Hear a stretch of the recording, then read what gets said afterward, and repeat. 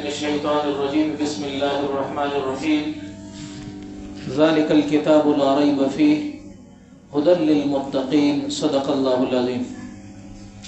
میرے انتہائی واجب الاحترام مسلمان بھائیو، دوستو، بزرگوں، رات کا وقت ہے اور آپ حضرات نے بہت لمبا قیام فرمایا ہے، اس لیے میں زیادہ وقت آپ حضرات کا نہیں لوں گا۔ چند گزارشات آپ کے سامنے کرنی ہے، چونکہ یہ ختم قرآن کی مجلس ہے۔ قرآن پاک کی مناسبت سے دو تین باتیں آپ کے سامنے عرض کروں گا۔ میں نے جو آیت آپ کے سامنے پڑھی، اللہ رب العزت سورہ بقرہ کے بالکل آغاز میں ارشاد فرماتے ہیں ذالک الکتاب لا ریب فیہ، اس کتاب میں کوئی شک نہیں ہے۔ کیا مطلب ہے شک نہیں؟ آپ لوگوں نے یہ تفسیر سنی ہوگی کہ قرآن مجید جن حقائق کو بیان کر رہا ہے، جن علوم کو بیان کر رہا ہے، ان میں کوئی شک و شبہ نہیں، یہ بالکل سچ اور حق ہے۔ لیکن ہم نے اپنے بزرگوں سے اس آیت کا جو مفہوم سنا ہے وہ اس طرح ہے کہ قرآن پاک جو نظام زندگی ہمیں دیتا ہے، وہ نظام زندگی تمام دنیا کے نظاموں کے مقابلے میں وہ حق ہے اور دنیا کے سارے نظام باطل ہیں۔ اس نظام زندگی پر اگر کوئی چلے گا تو یہ 100% نتائج دے گا، اور ان 100% نتائج دینے میں ذرا برابر بھی شک نہیں۔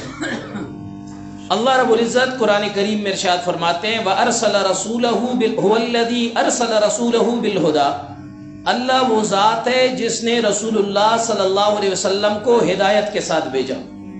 یہ ہدایت کیا چیز ہوتی ہے؟ ہدایت یہ عقلی علوم سے وجود میں نہیں آ سکتی، ہدایت انسانی مشاہدے سے وجود میں نہیں آ سکتی، ہدایت انسانی تجربات سے وجود میں نہیں آ سکتی۔ دنیا میں انسانوں کے پاس جو علوم ہے، ان علوم میں زیادہ تر علوم وہ ہے جو انسان کی عقلی کاوشیں ہیں، جو انسان کے تجربات کا نچوڑ ہے، جو انسان کی مشاہدات کا نچوڑ ہے۔ دنیا میں آپ کے پاس انجینئرنگ ہے، طب ہے، سائنس ہے، ٹیکنالوجی کا علم ہے، مختلف علوم ہے، آئی ٹی ہے، نئے نئے انقلابات دنیا میں ہو رہے ہیں علوم کے اندر، فنون کے اندر۔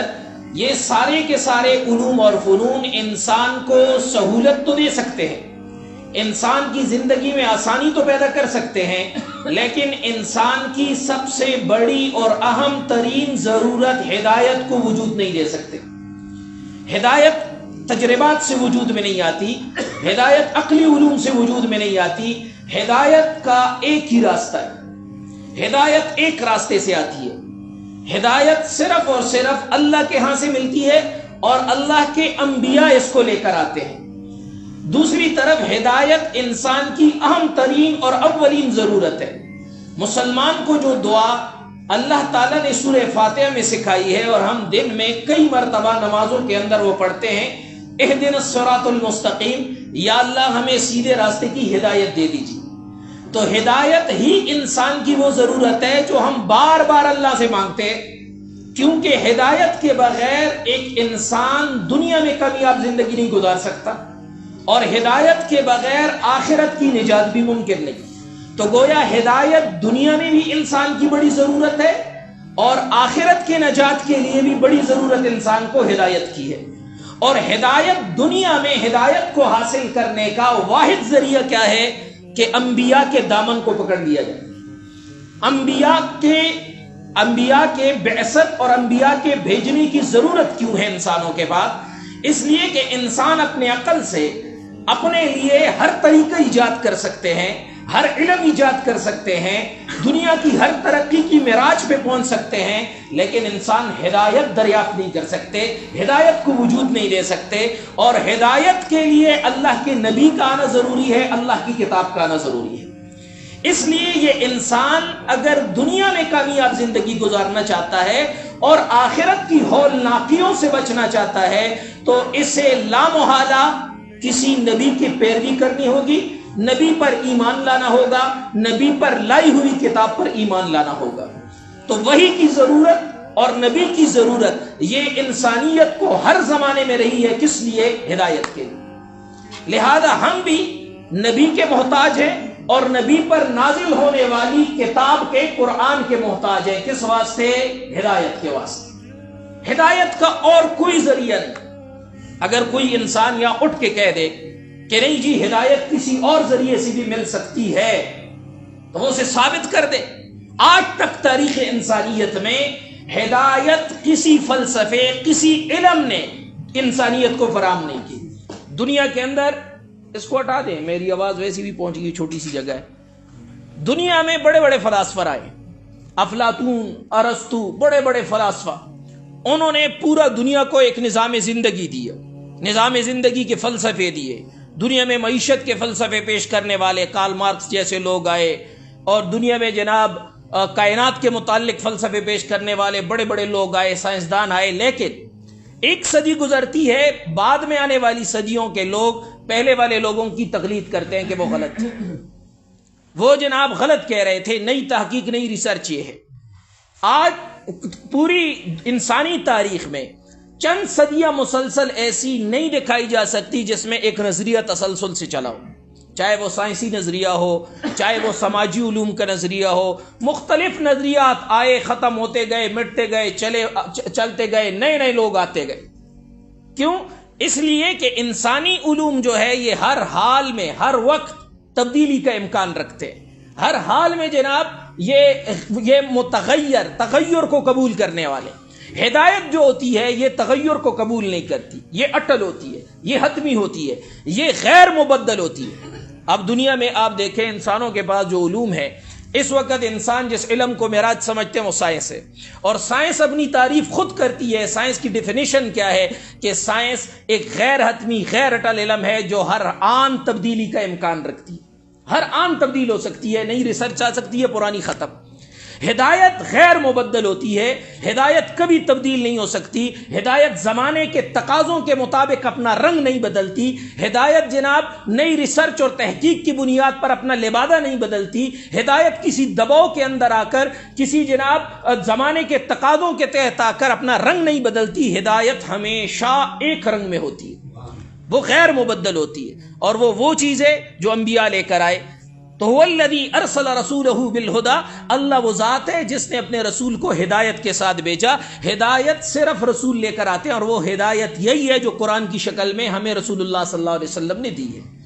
ہماری آپ کہیں کم بختی کہیں مسلمانوں کی کہ اتنی عظیم ترین کتاب ان کے پاس موجود ہے جو زندگی کے ہر پہلو سے ہمیں رہنمائی فراہم کرتی ہے, لیکن اس کے باوجود ہم مسلمان زندگی کے تمام شعبوں میں اس وقت اوروں کے دست نگر ہیں, اوروں کے سہارے چل رہے ہیں. ہمارا معاشی نظام مغرب کی بیساکھیوں پر, سرمایہ دارانہ نظام مغرب کی بیساکھیوں پہ کھڑا ہے. ہمارا سیاسی نظام وہ مغرب کی بیساکھیوں پر کھڑا ہے.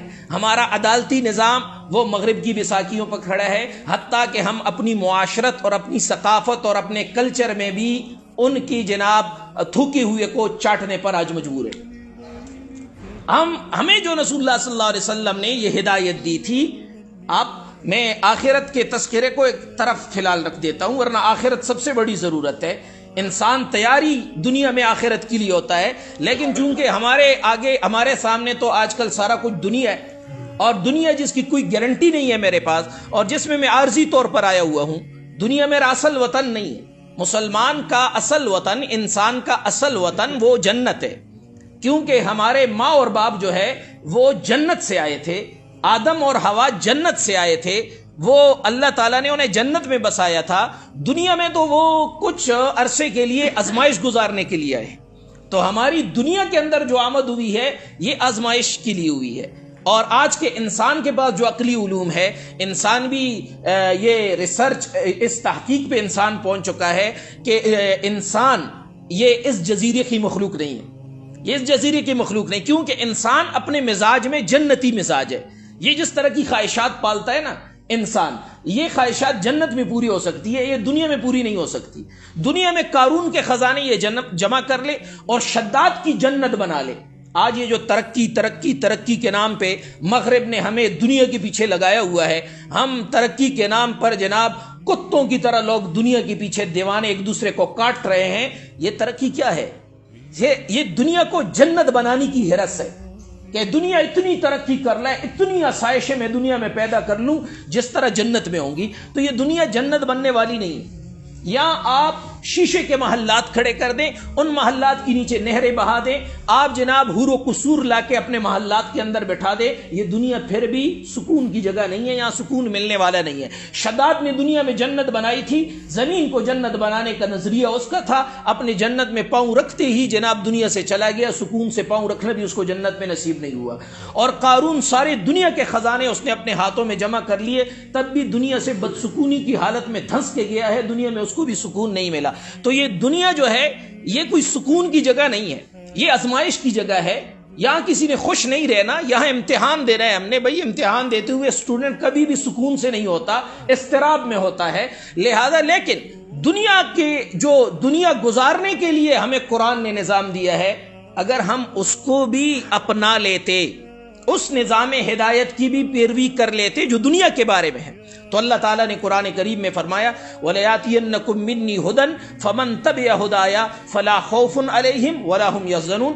میری طرف سے جو ہدایت آپ کے پاس آئے گی، اگر اس ہدایت کی آپ نے پیروی کی، آپ کو نقد تحفے ملیں گے. دو وہ کون سی تحفے ملیں گے؟ آپ پر کوئی خوف نہیں ہوگا، آپ کو کوئی غم نہیں ہوگا. دنیا میں جتنے انسان ہیں اور دنیا میں اس وقت جتنے بحران ہیں، جتنے سیاسی بحران، معاشی بحران، مادی بحران، جس طرح کے بحران ہے پوری دنیا کو لے لیں آپ، انسان دو مسائل کا شکار ہے، ایک خوف کا اور ایک حزن کا. قرآن نے بہت شارٹ کٹ الفاظ میں انسان کے تمام بحرانوں کا علاج بتایا ہے، تمام مسائل کا حل بتایا ہے. خوف کیا ہے؟ خوف ہے مستقبل کے بارے میں اندیشے کہ کل کیا ہوگا، مستقبل میں کیا ہوگا.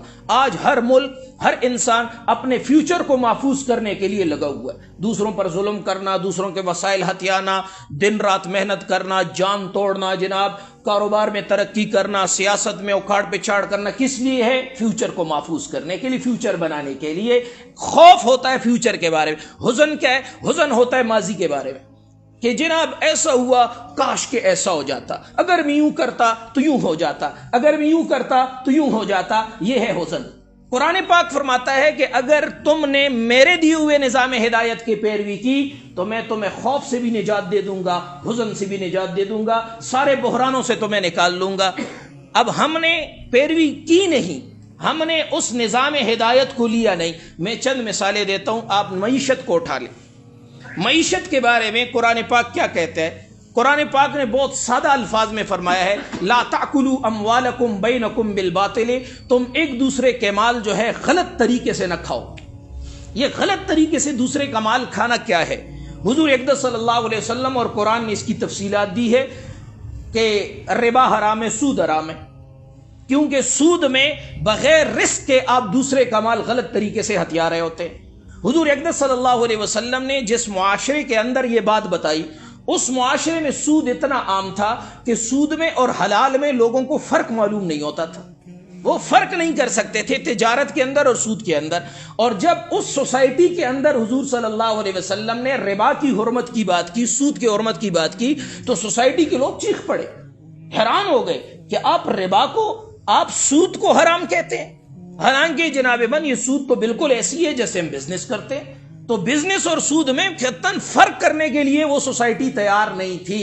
اس سوسائٹی میں قرآن اعلان کر رہا ہے کہ میں جو نظام معیشت آپ کو دے رہا ہوں دنیا کی زندگی گزارنے کے لیے، اس سے سود کو نکالنا ہوگا. حضور اقدس صلی اللہ علیہ وسلم نے اس سوسائٹی کو سود سے نکالا اور یہ ارشاد فرمایا کہ قرب قیامت میں ایسا دور آئے گا کہ یہ سود کا چلن پھر اتنا عام ہوگا کہ جو بندہ سود سے بچنا بھی چاہے وہ اس کے غبار سے نہیں بچ سکے گا. اب آج آپ بتائیں، ہماری جو نوجوان نسل یہاں موبائلوں پہ بیٹھی ہوئی ہے، ٹریڈنگ میں فارکس ٹریڈنگ کر رہی ہے، کرپٹو میں ٹریڈنگ کر رہی ہے، بٹ کوائن کر رہی ہے، فلاں فلاں فلاں، یہ کرنسیوں کی جو خرید و فروخت جاری ہے، کہ کون سی کریں؟ Digital currency.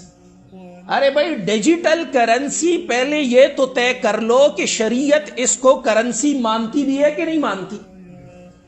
شریعت کرنسی مانتی ہے؟ شریعت کے کرنسی، شریعت میں کوئی چیز کس وقت کرنسی بنتی ہے، کرنسی طے ہونے کا شرعی پیمانہ کیا ہے؟ اب وہ جناب ابھی تک طے نہیں ہے، اور جناب ایک چیز کو میں نے کرنسی بھی طے کر لیا، اس میں کاروبار بھی شروع کر لیا، اور وہ کاروبار ایسا کاروبار میں کر رہا ہوں جو سارا سودی ہے. جو سارا جوا ہے، جو سارا قمار ہے، جو سارا سٹا ہے، اور اس کے اندر میری نسل مبتلا ہو کر پیسے بڑھانے کے چکر میں۔ تو مومن دنیا میں اس لیے نہیں آیا کہ یہ پیسے کا پجاری بن کے پیسہ کماتا رہے، یہ اس لیے آیا ہے کہ حلال کمائے۔ آپ کا جو رزق ہے وہ آپ کے لیے اللہ نے طے کیا ہوا ہے، آپ اس کو حرام سے لینا چاہے آپ کی مرضی، حلال سے لینا چاہے آپ کی مرضی۔ تو سب سے پہلے حضور صلی اللہ علیہ وسلم نے اپنے معاشی نظام سے سود کو آؤٹ کیا۔ پھر حضور صلی اللہ علیہ وسلم نے جس مارکیٹ کے اندر قدم رکھا، مدینے کے اندر مسجد نبوی بنانے کے بعد، وہ سارا مارکیٹ یہودیوں کی، ساری منڈی مارکیٹ یہودیوں کے پاس ہے۔ حضور صلی اللہ علیہ وسلم نے یہودی مارکیٹ پر انحصار نہیں کیا کہ صحابہ کرام کو وہاں بٹھایا ہو کہ آپ اس مارکیٹ کے اندر بیٹھ کے اپنا بزنس شروع کریں، نہیں، آپ صلی اللہ علیہ وسلم نے صحابہ کے لیے اپنی مارکیٹ بنائی۔ اللہ تعالیٰ سب کو مسجد نبوی لے جائے۔ مسجد نبوی میں جہاں مسجد غمامہ ہے باہر، یہاں پر وہ مارکیٹ حضور صلی اللہ علیہ وسلم نے قائم کی تھی۔ آج بھی وہاں پر وہ کتبے اور علامات لکھی ہوئے ہیں، اور اس مارکیٹ کے بارے میں حضور صلی اللہ علیہ وسلم نے اصول طے کیے تھے۔ پہلا اصول یہ تھا کہ یہ ٹیکس فری مارکیٹ ہوگی، یہاں ٹیکس نہیں لیا جائے گا۔ آج آپ ماچس کی ڈبی دیتے ہیں، اس پر بھی ٹیکس دیتے ہیں۔ آج آپ دودھ کا صابن کی ٹکیا لاتے ہیں نا، اس پہ بھی آپ ٹیکس دیتے ہیں۔ آج آپ جناب موبائل پہ اپنا کارڈ چارج کرتے ہیں، اس پہ بھی آپ ٹیکس دیتے ہیں۔ کیوں؟ آپ کے پاس اپنی منڈی، اپنا کاروبار ہے ہی نہیں، آپ سرمایہ دارانہ نظام کے اندر جکڑے ہوئے ہیں۔ حضور صلی اللہ علیہ وسلم نے مدینہ جانے کے بعد سب سے پہلا کام یہ کیا کہ اپنی کرنسی، اپنا بزنس، اپنی مارکیٹ وہ آزاد کر دی یہودی تسلط سے۔ آج کون ہے عالم اسلام میں جو اس فارمولے کو فالو کرے اور جو اڑ جائے دنیا میں ایک بلاگ بنا لے کہ وہ ڈالر سے بغاوت کر کے اپنی تجارت کو ڈالر سے آزاد کر لے، سود سے آزاد کر لے؟ آج جناب ہمارا زر مبادلہ کن چیزوں پہ خرچ ہو رہا ہے؟ ابھی یہ جو کرونا کے اندر یہ ہمارے حکمران سر جوڑ کر بیٹھ گئے کہ یار اپنا زر مبادلہ بچانا چاہیے اور کچھ چیزوں کی درآمدات کم کرنی چاہیے، تو ہماری مارکیٹوں کے اندر کتوں اور بلیوں کو نہانے کے شیمپو فرانس سے آ رہے تھے۔ میرا ریڑھی بان جو سارا دن ریڑھی پہ کھڑا ہو کر، جو مزدور سارا دن مزدوری کر کے اپنے گاڑے خون پسینے سے زر مبادلہ بناتا ہے، وہ ان علل تللو پہ خرچ ہوتا ہے۔ حضور اقدس صلی اللہ علیہ وسلم نے ایسی مارکیٹ کی بنیاد رکھی جو مارکیٹ کیا تھی؟ فری ٹیکس مارکیٹ تھی۔ پھر جناب حضور صلی اللہ علیہ وسلم نے اگلی پابندی یہ لگائی کہ یہاں ایسی چیز نہیں بیچی جائے گی جو چیز آپ کے قبضے میں نہ ہو۔ یہودی مارکیٹ کے اندر چیزیں بیچی جاتی تھی، یہود کے قبضے میں نہیں ہوتی تھی۔ پہلی ایسی چیز بیچنا جو آپ کی ملکیت میں نہ ہو، سرے سے میری ملکیت میں ایک چیز نہیں ہے میں بیچ رہا ہوں، اس کو حضور صلی اللہ علیہ وسلم نے منع کیا۔ پھر ایسی چیز بیچنا جو سرے سے ابھی موجود نہیں، اس کو حضور صلی اللہ علیہ وسلم نے منع کیا، آپ ایسی چیز نہیں بیچ سکتے جس کا بھی وجود ہی نہیں ہے۔ پھر جب آپ دیکھیں، آپ اسٹاک ایکسچینج میں بیٹھ جائیں، آج شیئرز خرید رہے ہیں لوگ، کس چیز کی شیئر خرید رہے ہیں؟ کمپنی ہے، ہوائی کمپنی ہے، منجمد اساس وجود بھی نہیں آئے، کوئی چیز مارکیٹ میں فزیکل گراؤنڈ میں موجود ہی نہیں ہے، خرید و فروخت ہو رہی ہے۔ حضور صلی اللہ علیہ وسلم نے اپنی معیشت سے اس چیز کو آؤٹ کیا، نکالا اس کو۔ یہ سٹا کو وجود دیتا ہے، یہ قمار ہے، یہ جوا ہے۔ اسلامی معیشت میں اس کا تصور ہی نہیں ہے، ہم اس کو فالو کر رہے ہیں، ہم اس کو مان رہے ہیں؟ نہیں، قرآن نے جو ہمیں نظام ہدایت دیا تھا، ہم صرف میں نے ایک میدان چنا ہے ابھی معیشت۔ آپ ایک ایک میدان زندگی کا چنیں، سیاست کی باری آئے گی، عدالت کی باری آئے گی، سماج کی باری آئے گی، تعلیم کی باری آئے گی، صحت کی باری آئے گی۔ ہم ہر میدان کے اندر قرآن سے 180 درجے زاویے الٹ چل رہے ہیں، اور چاہتے ہم یہ ہے کہ ہم کامیاب ہو جائے۔ ابھی بھائی قرآن پاک صرف اس لیے نہیں آیا تھا کہ ہم اس کی تلاوت کر کے اس کو چومیں، اس کی تلاوت میں ثواب ہے، بڑا اجر ہے۔ آپ نے تراویح میں سارا قرآن پاک سن لیا، ماشاءاللہ الحمدللہ، اللہ مبارک فرمائے، لیکن کسی کو سمجھ میں آیا اللہ میاں نے کہا کیا ہے؟ شیکسپیئر کے ناول پڑھنا لوگوں کو آتے ہیں، لیکن جناب انگریزی اتنی محنت سے سیکھ لیتے ہیں کہ وہ ناول ہم پڑھ لیتے ہیں، وہ انگلش ہم سیکھ لیتے ہیں، ٹیکسالی انگلش ہم پڑھ لیتے ہیں، ٹھیک ہے، وہ کلاسیکی انگلش ادب ہمیں آتا ہے، لیکن عربی قرآن پاک کوئی پڑھ رہا ہے، واللہ مجھے پتہ نہیں چل رہا ہوتا کہ کیا ہو رہا ہے، اللہ میاں کیا فرما رہے ہیں۔ ارے بھائی قرآن پاک یہ درس انقلاب ہے، اس کا حرف حرف آج کل میں قرآن پاک سے سیاست کے جو اقدار ہے، سیاست کو پولیٹیکل، قرآن کی اپنا جو سیاسی نظام ہے جو قرآن نے ذکر کیا ہے، اس پر میں کام کر رہا ہوں۔ یار ایسا کوئی ایسا سیاسی پہلو ہے ہی نہیں جس کے بارے میں قرآن میں رہنمائی ہو. کوئی ایسا پہلو نہیں ہے. لیکن ہم نے کہاں سیکھا ہے قرآن پاک کو؟ ہم نہ تو قرآن پاک سیکھتے ہیں، صرف الفاظ پڑھ لیتے ہیں، سیکھ لیتے ہیں، اور ہمارا جو مذہبی طبقہ ہے اگر وہ ناراض نہ ہو، ہم نے بھی قرآن کو توجہ چھوڑی ہوئی ہے. ہم تو جناب کسی کہانیاں سناتے رہتے ہیں، بس اس پر جناب پوری قوم کو اسی پر ہم نے مطمئن کیا ہوا ہے. قوم بھی عادی ہے ان کسی کہانیوں کی. قوم بھی ایسے وائزین کو پسند کرتی ہے جو آئے آپ کو لطیفے وطیفے سنائے، ہنسائے، اور جناب آپ سوشل میڈیا پہ بیٹھے ہوئے یہی کچھ سنتے ہیں، پڑھتے ہیں، دیکھتے ہیں. قرآن پاک سمجھنا، قرآن پاک پڑھنا، قرآن پاک سے اپنے لیے رخ متعین کرنا، یہ ہماری ترجیحات کا ایسا ہی نہیں ہے. یہ ہماری ترجیحات کا ایسا نہیں ہے. تو میں بات کر رہا تھا حضور صلی اللہ علیہ وسلم نے دوسرا اصول اپنی مارکیٹ کے لیے یہ بنایا کہ یا ایسی چیز نہیں بیچی جائے گی جو آپ کے قبضے میں نہ ہو. کیوں؟ اس سے کیا فرق پڑتا ہے؟ اس سے مافیا جنم لیتا ہے. کیا جنم لیتا ہے جی؟ مافیا. میں آپ کو مثال بتاتا ہوں. ہماری پاکستان کی جو چائے کی پتی ہے یہ انڈونیشیا سے آتی ہے، کینیا سے آتی ہے. ٹھیک ہے جی. اب کینیا سے ہم نے پتی خریدی، فرض کریں 1 لاکھ روپے میں جہاز ہم نے خریدا، فرض کر دیں. ساحل سے وہاں سے جہاز روانہ ہوا، کراچی کے ساحل تک پہنچے گا. پتی میں نے خرید لی، میری ڈیلنگ ہو گئی، میرا سودا ہو گیا آن لائن. ابھی پتی پر میں نے قبضہ نہیں کیا، کراچی کے ساحل تک وہ نہیں آئی، اور میں نے سمندر کے اندر ہی اس کی خرید و فروخت شروع کر دی ہے. یہاں میں کراچی میں بیٹھا ہوں، اگلا بڑا تاجر آتا ہے، مجھے کہتا ہے بھائی کتنے کا جہاز ملا؟ میں نے کہا 1 لاکھ کا. کہا 1,10,000 کا مجھے دے دو. 1,10,000 کا اس نے لے لیا، فائل میں نے حوالے کر دی. وہ تیسرے کو بیچ رہا ہے جی 1.5 لاکھ کا، چوتھے کو بیچ رہا ہے جناب 2 لاکھ کا، پانچویں کو بیچ رہا ہے 2.5 لاکھ کا، چھٹے کو بیچ رہا ہے جناب 3 لاکھ کا. ساحل سمندر تک کراچی تک پہنچتے پہنچتے جہاز 10 لاکھ کا ہو جاتا ہے. ٹھیک ہے جی. اب جب دکاندار کے پاس آتا ہے، وہ ہمارے چھوٹے دکاندار کے پاس آتا ہے، تو 10,10,000 وہ بیچارہ کلو پر 5 روپے، کلو پر 3 روپے رکھ کر کماتا ہے. آپ میں سے اگر کوئی دکاندار ہو آپ مجھے بتا دیں، برانڈڈ چیز پہ آپ 10% سے زیادہ کما سکتے ہیں؟ نہیں ہوتا. 10 15 20 زیادہ سے زیادہ اتنا. یہ جو 1 لاکھ پہ جو چیز مجھے ساحل سمندر پہ 1.5 لاکھ کی پڑنی تھی، یہ جو 10 لاکھ کی مجھے پڑی، یہ درمیان میں 9.5 لاکھ کون کھا گیا؟ یہ 9 افراد کھا گئے. یہ 9 افراد کھا گئے. اور باقی ساری ملت، ساری قوم، سارا پاکستان وہ جناب 10-15 پہ گزارا کر رہا ہے. یہ ہے وہ جناب حضور اقدس صلی اللہ علیہ وسلم نے اس چیز سے منع کیا ہے کہ اس میں دولت چند ہاتھوں میں سمٹ جاتی ہے. تیسرا اصول آپ صلی اللہ علیہ وسلم نے قرآن پاک کی اس آیت کی تشریح میں کہ اللہ تعالیٰ نے فرمایا وَلَا تَأْكُلُوا أَمْوَالَكُمْ بَيْنَكُمْ بِالْبَاطِلِ، تم غلط طریقے سے ایک دوسرے کے مال نہ ہتھیاؤ.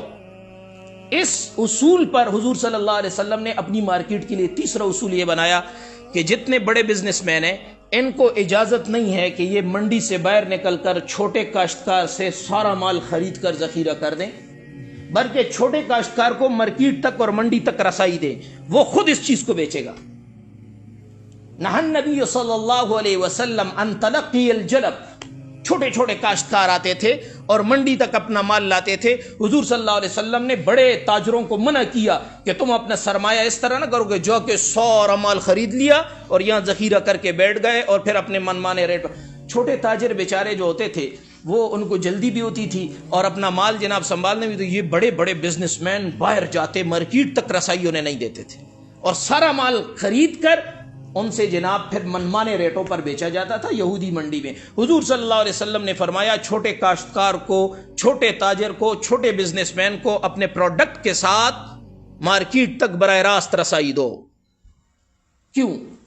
اس لیے کہ اگر یہ مارکیٹ تک رسائی نہ دی جائے چھوٹے بزنس مین کو تو اس سے بھی مافیا جنم لیتا ہے.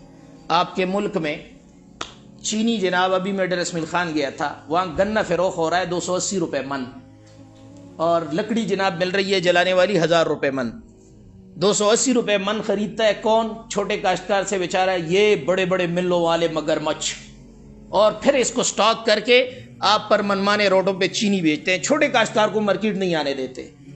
اب یہاں سے ایک کاشتکار سبزی اگاتا ہے، محنت کرتا ہے، مزدوری کرتا ہے، وہ جاتا ہے، آڑتی وہاں بیٹھا ہوا ہے جناب، ٹانگ پہ ٹانگ رکھ کے آڑتی بیٹھا ہوا ہے، اور آپ سے جناب ایوان وہ لے گا 100 روپے کلو سبزی، اور جا کے اسے بغیر محنت کے، بغیر کسی مشقت کے 200 پہ بیچے گا. اب یہ جو کاشتکار تھا یہ اپنی مرضی سے مارکیٹ میں عوام کو 150 روپے دینے کے لیے تیار تھا. 50 اس کا نفع یہ آڑتی کھا گیا, 50 عوام کا نفع کھا گیا بغیر کسی مشقت کے. حضور صلی اللہ علیہ وسلم نے اس سے منع کیا تھا. آپ نے منع فرمایا تھا کہ چھوٹے کاشتکار کو براہ راست یہاں آنے دو تاکہ وہ اپنے پروڈکٹ کو خود لانچ کرے. آپ نے سنا ہوگا پاکستان میں کریم ہوتی تھی پلکا. پلکا کا نام سنا ہے کسی نے؟ پرانے والوں کو پتا ہوگا. ہمارے بچپن میں پلکا بڑی مشہور. یہ کمپنی کہاں چلی گئی؟ اتنی مشہور ہوئی تھی. بہت ساری کمپنیاں میں نام آپ کو گنواتا ہوں, کہاں چلی گئی؟ دنیا کے اندر اس وقت 300-400 450 کمپنی ہے جن میں نصف سے زیادہ یہودیوں کی ہے. دنیا میں جو کاروبار نے اٹھتا ہے وہ عالمی منڈی تک پہنچا ہے, وہ فوراً اس کمپنی کو خرید لیتے. وہ چھوڑتی نہیں ہے کسی کو عالمی مارکیٹ اور عالمی منڈی میں. وہ نہیں چھوڑتے کہ آپ اٹھ جائیں اور آپ اپنا کاروبار کریں. وہ آپ کا سارا کاروبار ساری کمپنی خرید لیتے ہیں. اس وقت دنیا کی جو ساری دولت ہے میرے خیال میں $88 ٹریلین یا اتنا ہے. اس میں جناب من 34 ٹریلین جو ہے یہ ہے امریکہ کے پاس, اور اس میں 34 میں دیکھیں اس میں 18 یعنی نصف سے زیادہ وہ 2 یہودی کمپنیوں کی ملکیت ہے. ٹھیک ہے, یہ دنیا کی ساری دولت ان مگرمچھوں نے قبضے میں کی ہوئی ہے. کیوں؟ اپنے اس غاصبانہ معاشی نظام کے تحت. حضور صلی اللہ علیہ وسلم نے ہمیں جو معاشی نظام دیا تھا اس کا جو اصول تھا وہ اگر ہم فالو کرتے, آج دنیا کے اندر دولت اتنے ہاتھوں میں سمٹ کے ہمارے اوپر بدماشیاں کرتے. ہم خود مجرم ہیں. قرآن پاک نے ہمیں دستور دیا تھا, سنت نے ہمیں اس کی تفصیلات دی تھی, ایک نظام زندگی دیا تھا, ہم نے اس کو فالو ہی نہیں کیا, بلکہ ہم نے جناب اس کی کوشش ہی نہیں کی. بس ہم جو دنیا کا دستور چلتے آ رہے اس کے سامنے سجدہ ریز ہو گئے, اپنا سارا کچھ اس کے جناب اس پر وار دیا, اس کے قدموں میں ڈال دیا. تو میرے بھائیوں, یہ میں نے صرف معیشت کی چند مثالیں دی ہیں, اور بھی لمبی چوڑی بحثیں ہیں اس میں, اور رات کا وقت ہے. اور اگر آپ کو میں سیاست کی مثالیں دوں, آپ کو میں قرآن پاک سے جو ہے وہ عدالت کی مثالیں دوں, آپ حیران رہ جائیں گے کہ قرآن پاک کے ترک کرنے سے ہم کس زوال میں پڑے. حضور اقدس صلی اللہ علیہ وسلم نے ارشاد مبارک, آپ صلی اللہ علیہ وسلم کا ارشاد مبارک ہے کہ مفہوم اس طرح ہے کہ اس قرآن کریم کی وجہ سے اللہ تعالیٰ نے بہت سے اقوام کو ترقیاں دی. بہت سے اقوام کمال عروج پہ پہنچے, ترقیوں کی چوٹیاں انہوں نے سر کی. ان اللہ یرفع بہذا الکتاب اقواما, بے شک اللہ تعالیٰ نے اٹھایا ہے اس کتاب کے ذریعے کئی قوموں کو. وَيَضَعُ بِهِ آخَرِينَ, اور اس کتاب کی وجہ سے بہت سی قومیں وہ پستی میں پہنچی ہیں. یہ پستی میں کون پہنچی؟ جنہوں نے اس کو ترک کیا, جنہوں نے اس کو ٹکرایا. اور یہ ترقی کمال عروج پہ کون پہنچے؟ وہ لوگ جنہوں نے اس کتاب کو اٹھایا. میں ایک سادہ سی مثال دیتا ہوں. جب صحابہ کرام نے کوفہ فتح کیا نا, کوفہ, تو کوفہ بالکل یہ کھلا علاقہ تھا, تو صحابہ کرام نے یہاں پر شہر آباد کیے. شہر آباد کرنے کے لیے حضرت ابو عبیدہ بن جراح نے حضرت عمر کے پاس فارمولہ بھیجا کہ ہم یہ شہر آباد کرتے ہیں تو جغرافیائی طور پر یہ ہمارے لیے کتنا مفید ہوگا. حضرت عمر رضی اللہ تعالیٰ نے ریت پر لکڑی سے کوفہ کا نقشہ بنا کے انہیں دیا کہ سڑکیں اتنی ہونی چاہیے. اچھا, میں نا ان سڑکوں کی لمبائی چوڑائی آپ کو بتاؤں نا, تو آج کی جو انجینئرنگ ہے اور بلدیہ ہے نا, یہ سر پکڑ کے بیٹھ جائیں گے. حضرت عمر نے فرمایا تھا ایک روڈ جو مرکزی روڈ ہو وہ 60 زرا ہونا چاہیے. 60 زرا, ایک زرا 18 انچ کا ہوتا ہے, 60. اور جو درمیانی گلیاں تھی گھروں کی یہ 40 زرا ہونی چاہیے. ٹھیک ہے جی. یہ حضرت عمر نے اس دور کی گلیاں بنائی ہیں جب گاڑیاں نہیں تھی اور جب صرف اونٹ اور گھوڑے ہوتے تھے. اس وقت کے لیے اتنی کشادہ گلیاں رکھی تھی. اچھا, گھر اس طرح ہونے چاہیے, ہوا کا رخ کس طرف ہے, گھر کس طرف بناؤ گے, چھونی کا ہونی چاہیے, مسجد کا ہونی چاہیے, اور جناب فوجیوں کے کیمپ کا ہونی چاہیے. یہ سارا حضرت عمر نے نقشہ بنا کے دیا. کنویں کہاں ہونے چاہیے, چراگاہیں کہاں ہونی چاہیے. ڈاکٹر محمود احمد غازی صاحب کا نام اگر کسی نے سنا ہو, یہ انٹرنیشنل اسلامک یونیورسٹی کے وائس چانسلر تھے, بڑے فاضل اور عالم آدمی تھے. ان سے میں نے سنا, انہوں نے کہا کہ میں نے یہ نقشہ یورپ کے ایک بہت بڑے آرکیٹیکٹ کے سامنے رکھا اور اس کو میں نے کہا کہ یہ جو نقشہ ہے اگر کوئی شہر بنائے, بھائی میری طرف متوجہ رہے یار, ہے نا, میرا وقت قیمتی ہے. سمجھ میں آ گئی بات؟ ہاں, میرے اپنے قیمتی کام ہوتے ہیں. سمجھ میں آ رہی؟ میں آپ کو سنانے آیا ہوں تو میرا حق اتنا ہے کہ آپ سنیں. تو حضرت نے فرمایا کہ میں نے یورپ کے آرکیٹیکٹ کے سامنے یہ نقشہ رکھا اور ان سے کہا کہ اگر کوئی شہر بنانا چاہے تو اس نقشے کے بارے میں آپ کا کیا خیال ہے, اس شہر کے اس نقشے کے بارے میں. کہتے ہیں اس آرکیٹیکٹ نے غور کیا اور کہا, اور یورپ کا وہ نامی گرامی گولڈ میڈلسٹ بہت بڑا آرکیٹیکٹ تھا, اس نے کہا کہ اگر دنیا میں کوئی شہر بنانا چاہے اس سے بہترین نقشہ کوئی اور, اس سے بہترین نقشہ شہر کا کوئی اور نہیں ہو سکتا. آپ مجھے یہ بتائیں یہ بنایا کس آرکیٹیکٹ نے, اس آرکیٹیکٹ کا نام مجھے بتائیں, میں اس سے ملنا چاہتا ہوں.